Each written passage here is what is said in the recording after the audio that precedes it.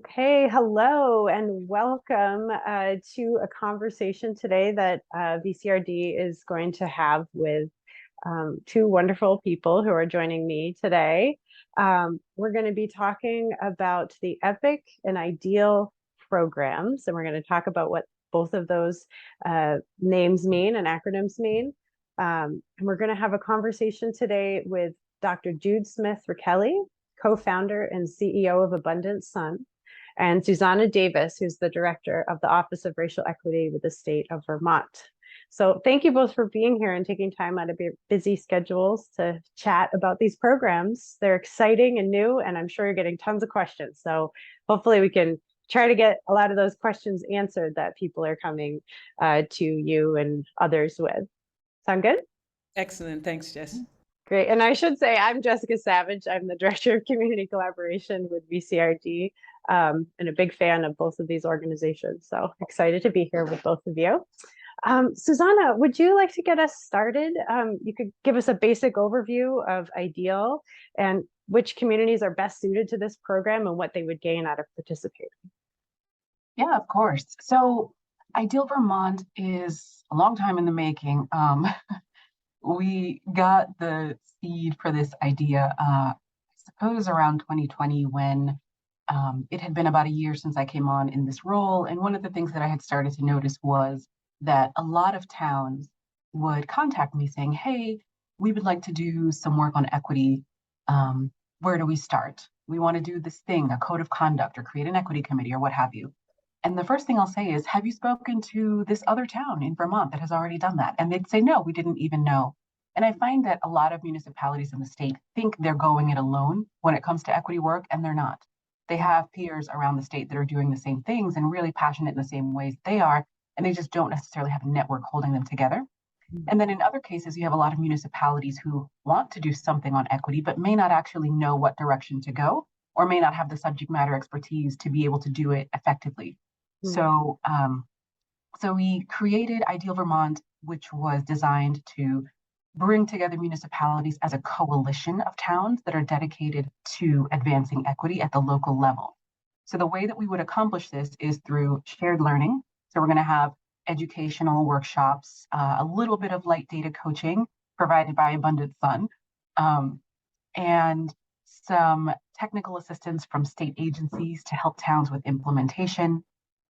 There's a lot of legs to that stool, but the very core of the initiative is that we at the state want to do everything we can on equity, and we also want our local leaders to be able to do everything they can on equity, and we want to help them do that. So between shared learning, coaching, some light grant funding provided by the Vermont Community Foundation, and technical assistance, we're looking to help local leaders move from gestures and move from theory into action.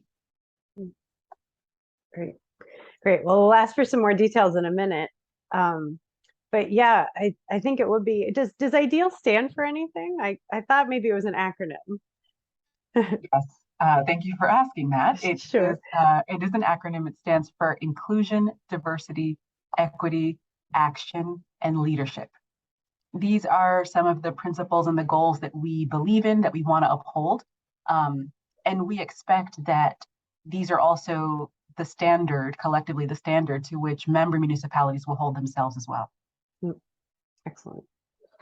Great. Well, from one acronym to another, really great acronyms, by the way.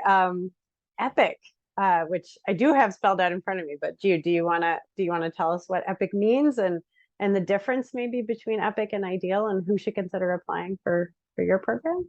For sure. Thank you, Jess.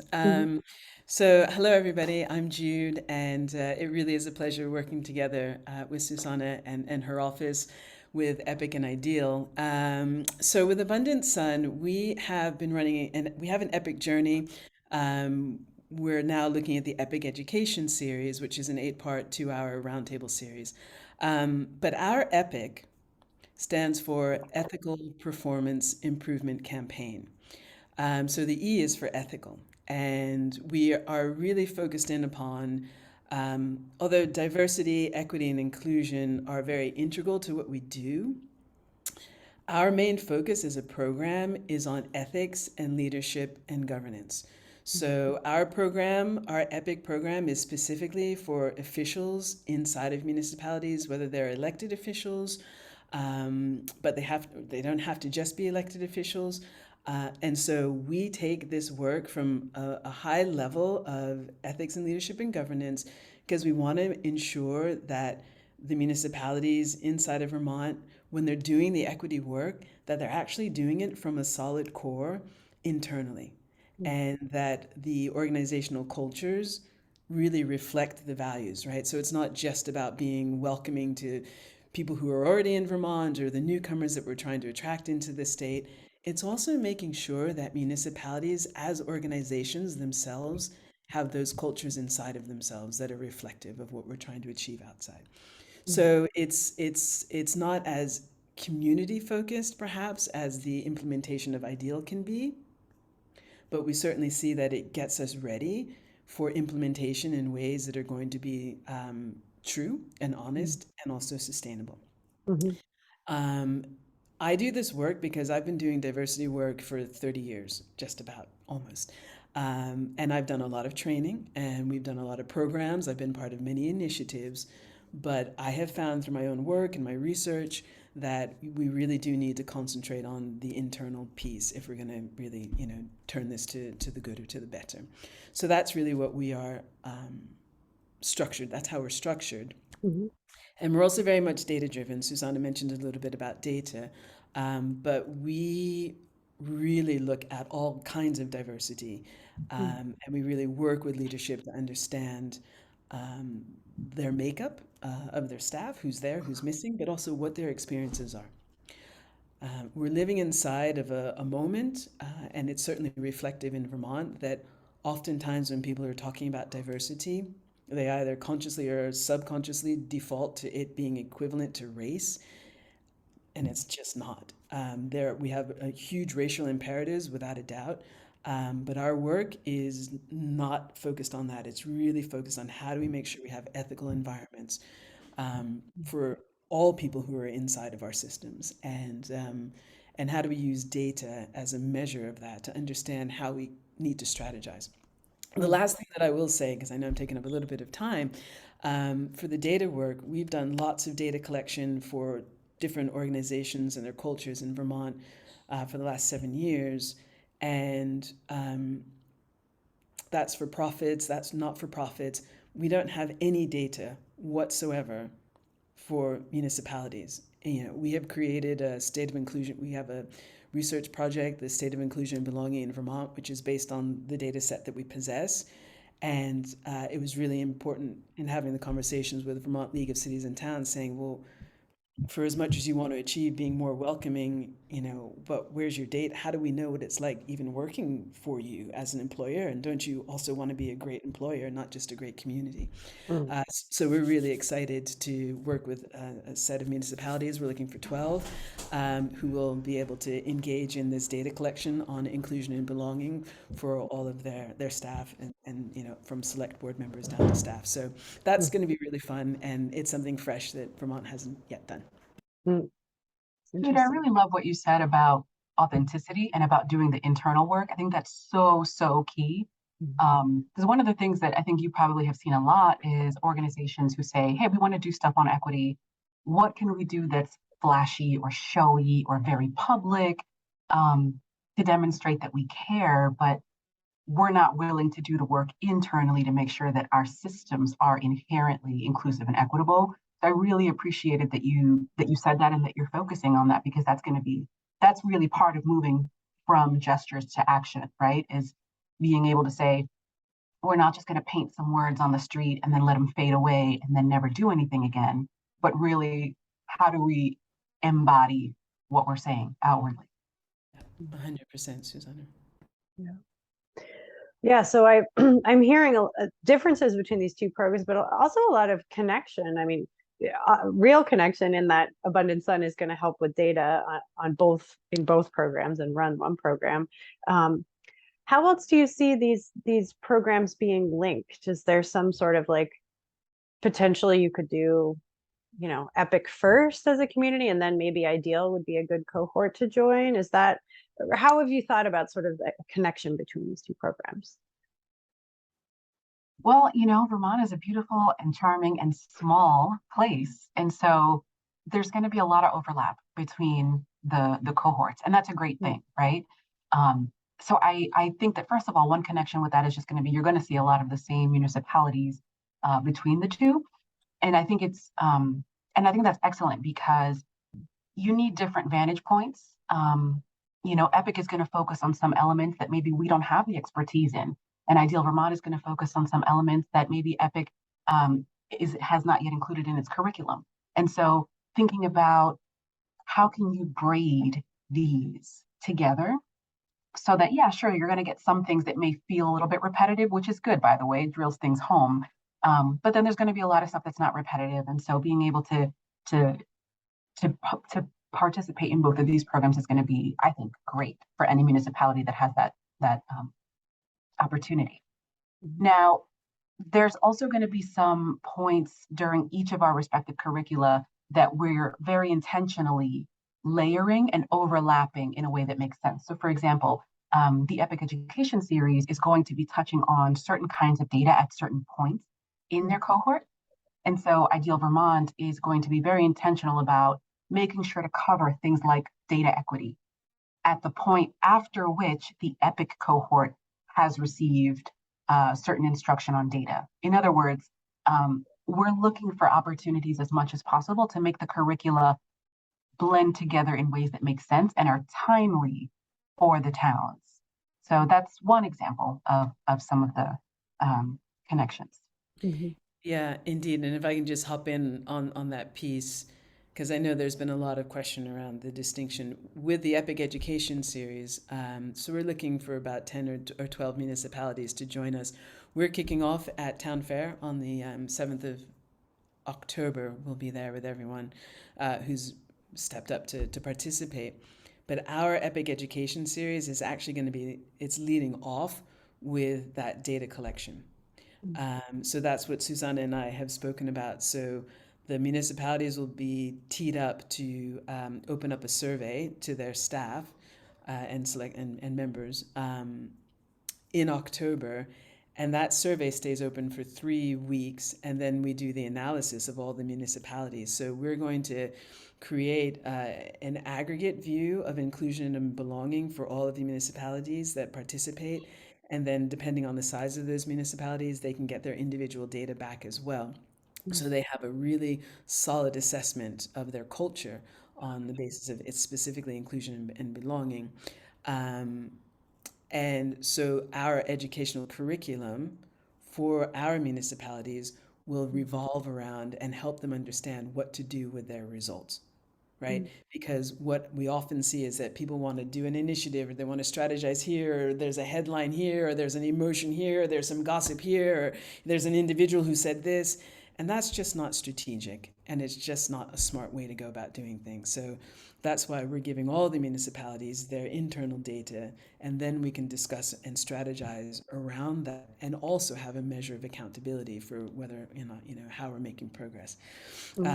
There's a crossover for just the fundamentals between Ideal and EPIC, so that we can bring our two cohorts together to just do some foundational work around what does diversity mean, equality, inclusion. Let's get our language straight so we can do that collectively.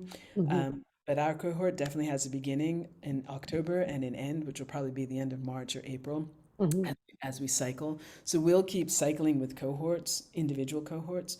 But Ideal is an ongoing piece, and you might want to say a bit more about that, Susan. Yeah. Yeah, I think it is important to highlight, as as you've noted, some communities might choose to do both. They might have enough folks, or even the same folks, who are interested in doing both at this time. But we also hear often, especially select boards or the super volunteers and communities are having to sort of decide where to put their energy. So, Susanna, I'd love to hear more about that distinction and the ongoing nature of Ideal, and maybe what either of you would advise. Like, what is the best choice that you would advise to different communities as they consider these two programs? Yeah, I don't think that there is a best choice. I think you should seek to get as much information as you can. Mm-hmm. And if that means participating in both, then do that. If you're advised by me or by Jude that, hey, you know what, maybe you don't need this one and you need to consider the other one instead, Hmm. go with that. But Yeah. the thing that I do just want to highlight here is that in neither of these programs is membership guaranteed, right? Hmm. Each has an application process, each has a sort of a vetting process. And the reason for that is because, and this is true for equity practitioners around the state. You talk to some of the well known ones, we've all kind of come to a consensus of we don't need to be spending time working with those who are not genuinely really on board and who are not sincere in this work. Mm-hmm. And especially when you're bringing entities together as a cohort, you don't want saboteurs in your midst. You just don't. And Hmm. so, you know, we want we want local leaders to be enthusiastic about being part of these programs, but we also need them to understand that um, you know it's not a guarantee. And I can speak for Ideal and say that I hope we never ever have to do this, but it is possible that we may have to ask a member municipality to leave if we feel that they're doing more harm than good or are sort of in it just to say we check the box and join this program. Um, again, I think what these two initiatives have in common is that they're really aimed at leaders who are ready to do tangible, meaningful work that has both qualitative and quantitative outcomes. And so, I guess the best advice that I could give to any local leader who's considering either or both of these programs is really be all in, Mm-hmm. be all in. And if not, it's okay if you're not yet. This isn't quite right for you, and there's other opportunities to to get that on ramp. But if you're here, you're all here. Yeah. Yeah. No, I so appreciate you saying that. And, maybe my phrasing of best, both of these programs are amazing, right? I think it's more like if you're trying to weigh that application and, which one to apply for at this time.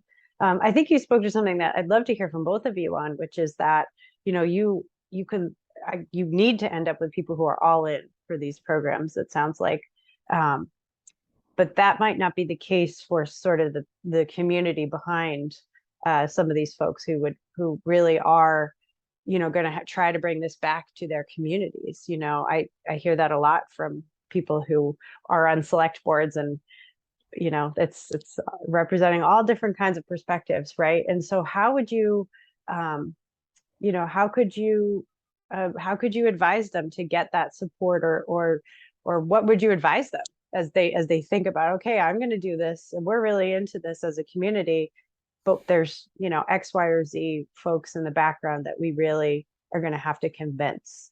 um I'm gonna hop in there just sure. immediately because Yeah. we can use the word this. Mm-hmm. I don't think people understand what this is most of the time, Mm-hmm. right? And there's a real division, and we've seen it more and more in our state as time has gone by, Mm-hmm. um, that we don't all have the same perspective and we all have different needs. And, we have culture wars that are ensuing everywhere. Mm-hmm. And this isn't about, at least I don't think from Susanna's point of view with Ideal, and certainly not from EPIC, this isn't about a culture war. This is how can we be responsible and professional in our responsibilities? Mm-hmm. How can we lead the charge from that point of view? And for decades, I have seen diversity practitioners or diversity champions inside of organizations, somebody who gets rubber stamped as a champion, who has no knowledge, Mm-hmm. who has no experience, who has no acumen. And that's incredibly dangerous. I can see inside of Vermont, we've got wonderful people, which is why we're here, who are committed to this agenda, but not every people are volunteers. They're Mm-hmm. not professionals. This Sure. is a professional endeavor. This is a Mm-hmm. critical thinking endeavor. This is, and so from the EPIC point of view, it's certainly an executive education endeavor to bring it up to a next level so that we're not situated in an us and them narrative. This is unhelpful to be on that level.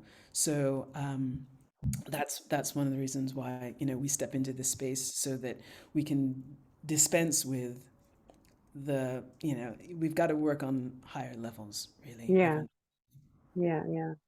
Yeah, and forgive my question if it didn't come across the right way there. Oh no, I it's the right question because yeah, that's what's in people's minds, Jess, right? So yeah, it's perfect. Um, yeah, completely agree. Completely agree. I'll yeah. also add, I think that a lot of this process, if you're thinking about, hey, I'm interested in my community being part of this, how do I convince or how do I discuss this with people in town leadership or at the community level? Um, one of the questions, I think it's a series of questions you have to be able to ask yourself. Number one, Mm, is convincing needed? If so, I mm, think that's probably a flag there, right? You yeah. need to be convinced. Um, Mm, Especially because, I mean, there's not a cost to either of these, right? So it's not mm, like you're considering where you're putting money. You're receiving something, and we hope that it's something mm, worthwhile. yeah. We know that it's going to be something worthwhile. So number one is, how are you approaching these conversations at the local level? We have on the website, we have a quiz. It's very simplistic, but the reason that I like it is because it helps you ask some of the questions that you're going to need to ask yourselves. So, Mm, for example, some of the questions in this quiz are, it's a readiness quiz for Ideal Vermont, and some of the questions are, is your local rulemaking body ready to learn and unlearn practices and biases, right? Is your mm, local executive, that might be your town manager, supervisor, mayor, what have you. Are you willing to provide mutual aid to other member municipalities? mm, Um, these kinds of questions, like I don't need you to answer them for me specifically mhm, necessarily, but you need to be able to answer them for you. mm, And if you're not quite there yet, again, that's fine. There's resources out there to build that readiness. mhm, Um, but I do think that understanding what is your reason for wanting to be part of these initiatives mm. is going to be an important factor there. Yeah. And I assume that's the point of the application, that you want to hear from communities why they feel ready to Yeah, do this work. indeed. Yeah, we actually have we've asked people to upload a letter of interest signed by a majority of the municipality's Mm, legislative body as mm, part of their application mm, into the EPIC series because again, it's at a high municipal level. Ideal is open to more open and inclusive of everyone, right, Susanna?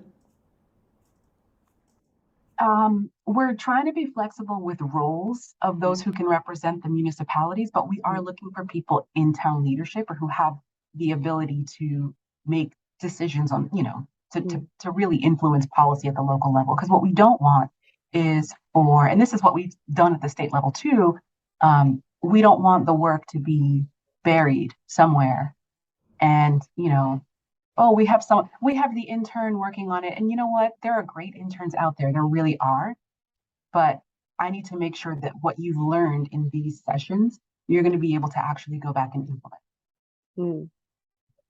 Yeah, and that's a question I actually got from a community recently about Ideal specifically was how can it's that sort of like back and forth knowledge sharing and implementation. Um, how will that look in both of these programs if you both want to highlight that? Like, how do you imagine um, the knowledge gained through these cohorts being translated into implementation at the community level so that it isn't just two or three people sitting in a room and then it sits there, right? Jude, do you want to talk about that? I think you talked a little bit earlier about the data and creating Well, strategy. Yeah. Susanna just came off mic first, so I'm Oh, going to. sorry. I'm sorry. Actually, I came off mic so that I could invite you to go first. All right, is that how Yeah. it goes? What was the question? What are we talking about? Yeah, just how you imagine the When it participants comes, really yeah, bringing it yeah, back to their communities. Yeah. it's such a great question, right? And I'm gonna frame my answer in the context of the sort of frame of systemic racism, right? And that's the sort of linear expectation that we're going to do this and we're going to do X and we're going to chuck out Y. And when you really start doing this work around equity and fairness and inclusion and diversity, you kick up so much stuff that you didn't even know about, right? So Mm, like, and it's in that, it's actually a creative process.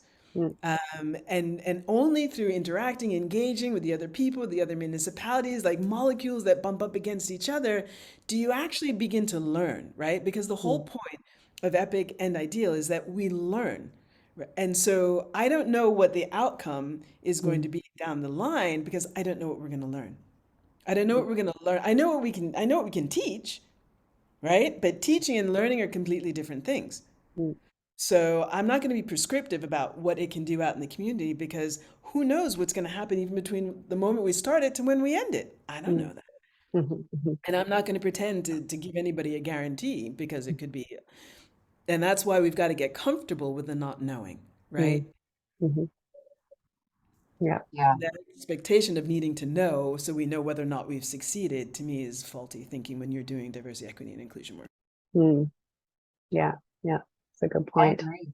I agree. And even if you do see tangible gains, it often won't happen within the first, you won't notice it within the first few months or even possibly years. And so, like Mm, you said, Jude, being comfortable with the not knowing and being comfortable with having the trust that what you're doing is having a positive impact, even if you can't quite put your hands on it right now.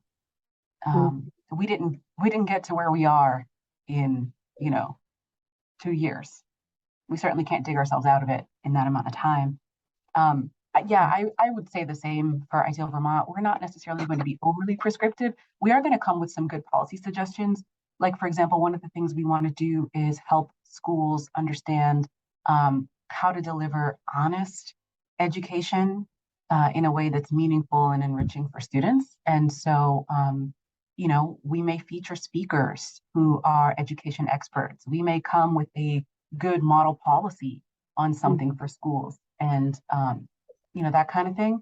We are offering some modest grant funding, up to 10 grants of up to $10,000 per year for member municipalities to come with their proposals for equity projects they want to do in their jurisdictions.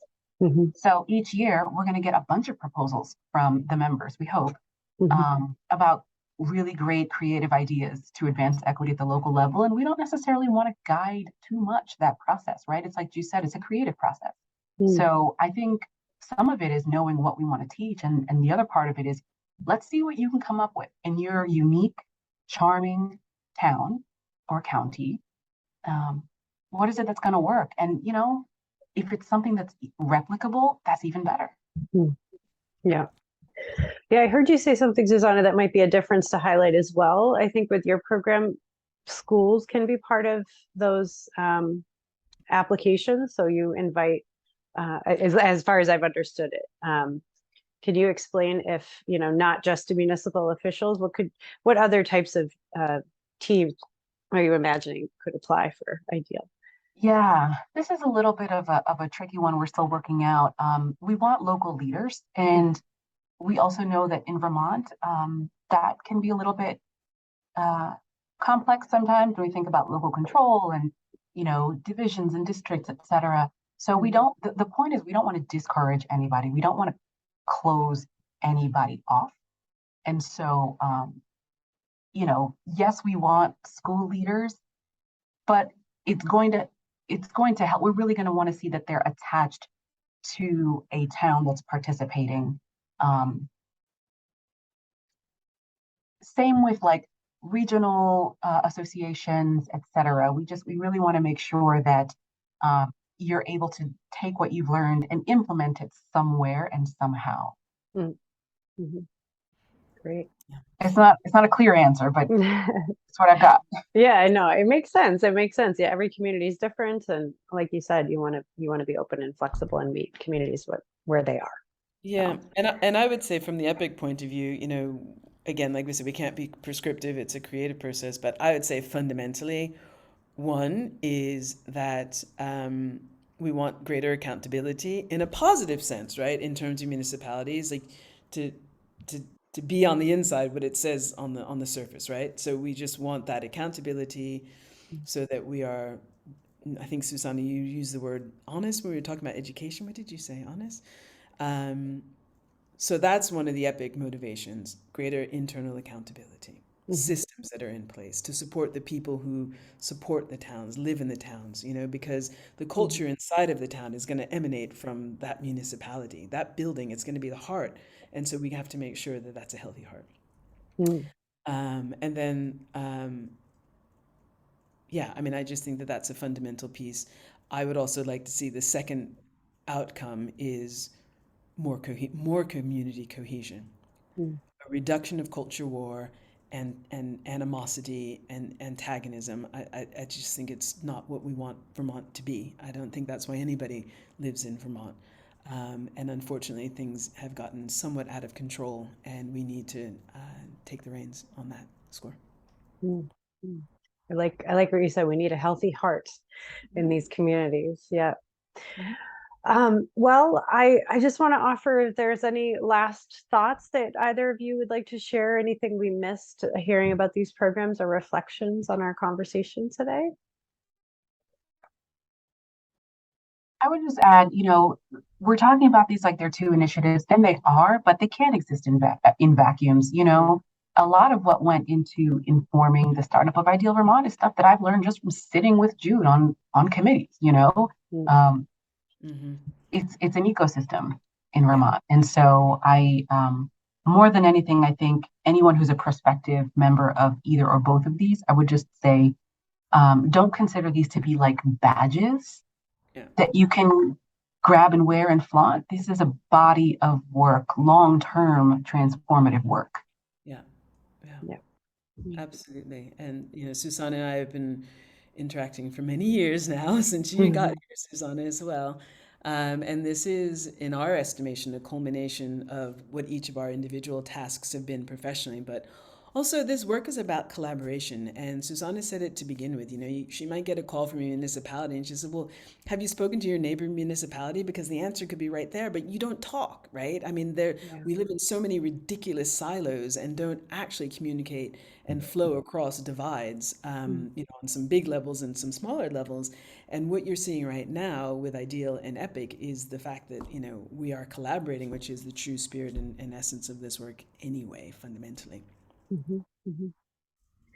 Great. Well, I'll just ask one more quick question just based on the audience that we're going to share this with. So our Vermont Community Leadership Network is made up of all levels of community volunteers from across the state. They're often excited community members, people who just really show up to want to make a better future for their community, not the sort of official or executive at the town level, but folks that I think might be interested in making sure their communities are supported in this work and sort of the other end of it. Um, what what would you want them to do to encourage their municipalities as they either participate in these programs or consider applying for them?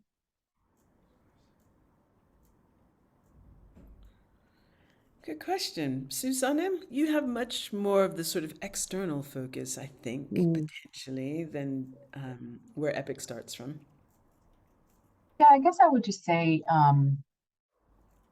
streamline, have a good sense of how you think the pieces would fit together for your community. mhm, Um, and and also really do focus on the doing. One of the things that we heard in summer of 2020, um, after George Floyd was murdered on camera by the government, we heard a lot of people from dominant groups saying things like, I want to listen and learn. And that's mm, great, that's beautiful. But you also have to do. And I think that's really the ultimate purpose of both of these initiatives. So, mm, um, yeah, the goal of it is not to attend a 90-minute workshop and mhm, then feel good that you did that. mhm, So I guess I would say for those local leaders that you mentioned, focus on how this is going to get them closer to the doing. mm. Yeah, that's great.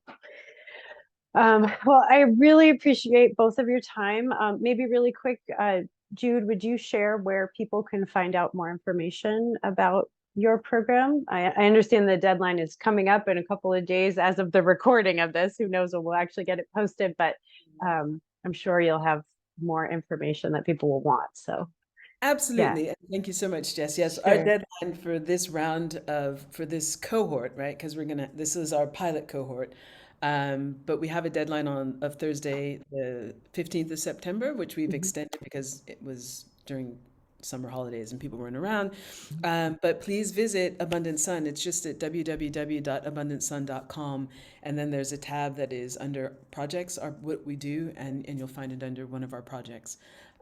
So that will be there for a little while, but obviously the application tab will be closed as of Thursday of Mhm.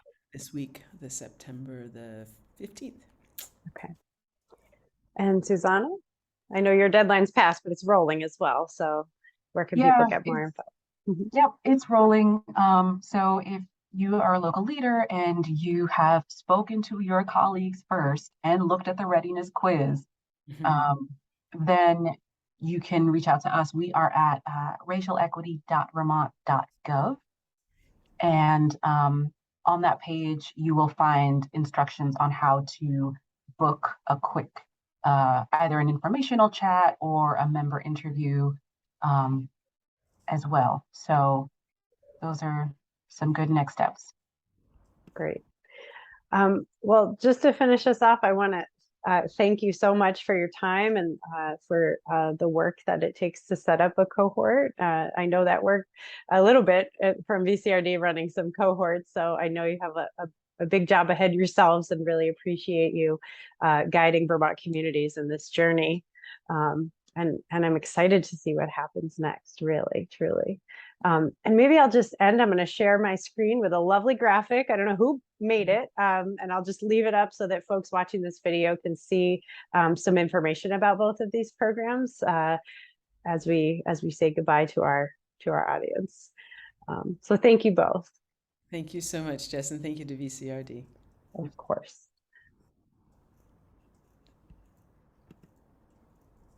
All right.